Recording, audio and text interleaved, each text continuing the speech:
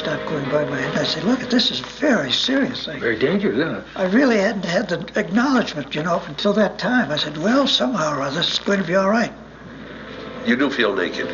That is the best description that I have. And you also want to take your helmet and pull it right down over your ears and hope it'll reach your ankles as protection. Because, your head is partially protected, but you'd like to be all protected. The Germans had pre-programmed their artillery to hit every likely path of approach. You hear artillery going up this ridge, and you think, God, it isn't your ridge. Then it comes and starts at the bottom of your ridge. You know exactly where it's coming. It walks right up the ridge. When you know your time is coming and whether you survive or not, that's a very, very hard thing. And the gully between the ridges was mined.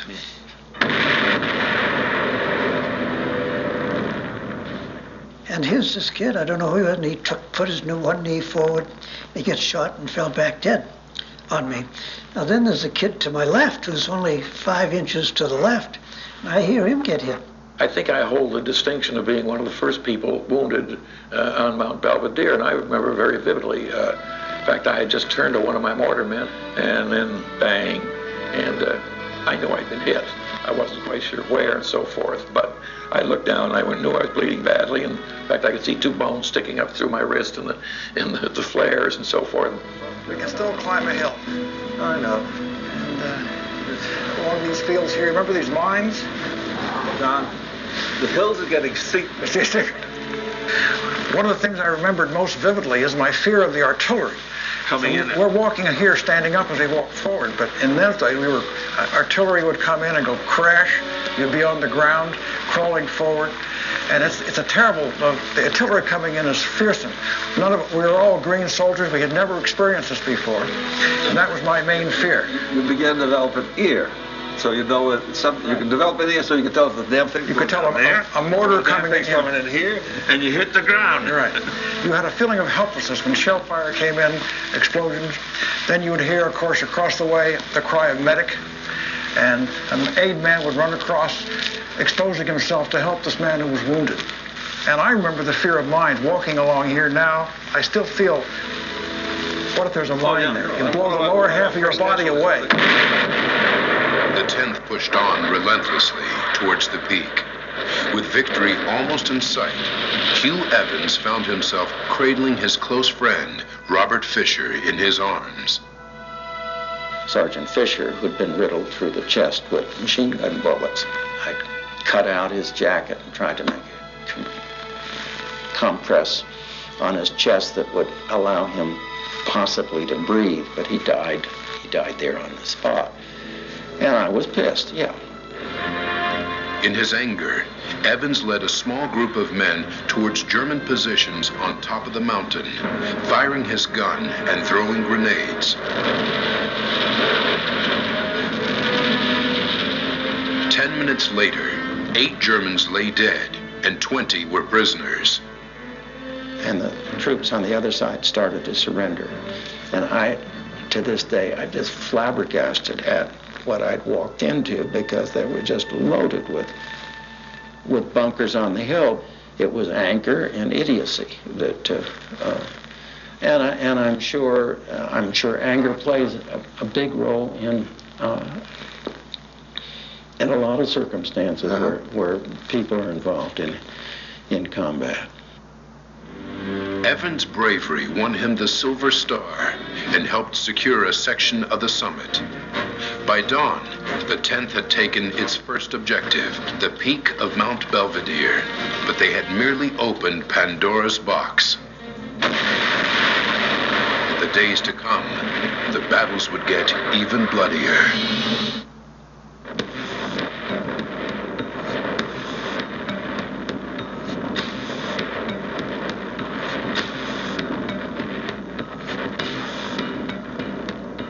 In their baptism of fire in Italy, the members of the 10th Mountain Division scored a stunning victory.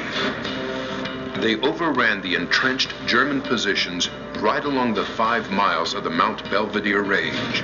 But although the Germans pulled back from the range, they weren't conceding it. They shelled the American positions mercilessly. Marty Daneman and his platoon were trapped without cover on the mountain slope and felt like sitting ducks. And our guys were in open foxholes and just got decimated. And so I managed to crawl my way out into a little gully and found a place where I could get down flat and stayed there for most of the night as these bursts came in, just devastating the people in our battalion.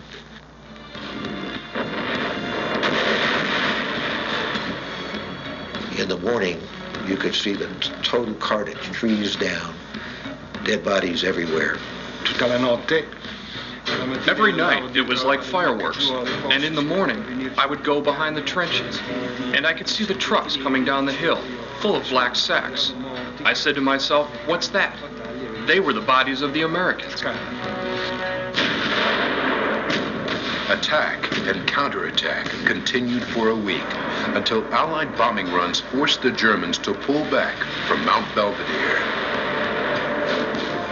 The 10th had weathered its first week of combat brilliantly, but had lost more than 200 killed with nearly 700 wounded. There was also the emotional toll on the living.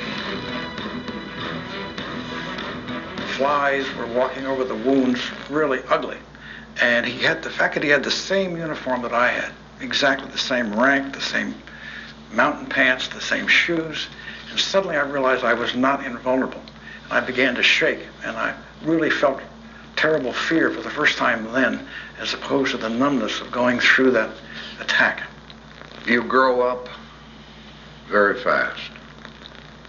I first became a battalion commander. I was 23 years old.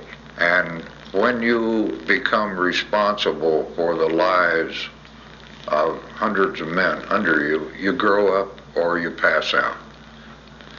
The commander would sit down and write a letter to the family and say, your son was killed today, and here's how it happened, and I'm terribly sorry because he was one of my better men, or I knew him intimately, or whatever it happened to be.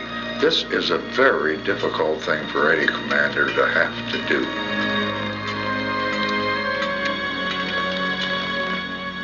Many of the young men developed the so-called death look from the shock of battle, plainly written on their faces.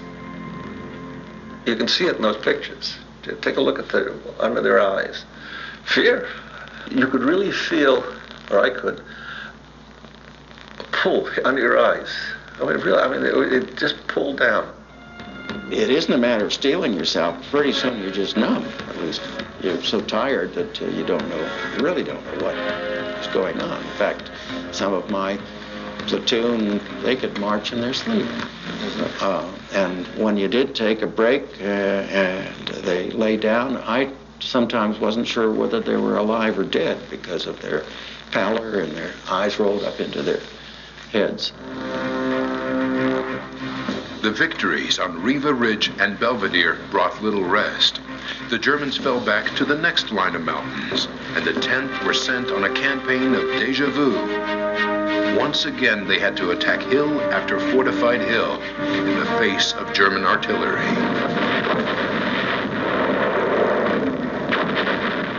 And if you're an infantry soldier, you've got 3 chances. You're either going to get up the hill and you're fine. You're going to get wounded, and that's great. You go back, maybe you take, or you're going to get killed. And it's really a 1 in 3 ratio. And how many times can you expose yourself to that 1 in 3? The haphazard nature of the danger. Yeah. You could be moving along, bang, one guy goes. It's those events that the warrior remembers. All these mass movements and so forth is just the orchestration of the forces. The actual battle is the individual man. Wherever we went, in most cases, the Germans were dug in. They had fields of fire. We sat in these foxholes for 3 days. They got deeper each day, by the way. my foxhole buddy, who was still my friend in Chicago, I'd say, we got to dig more, and he'd tell me to go, you know what, to myself, and then the shells would come in, and he'd grab a shovel. And by the time, that's right, we had a top, we were down under like this. I said, well, no point in our leaving here. We'd stay here for the rest of the war.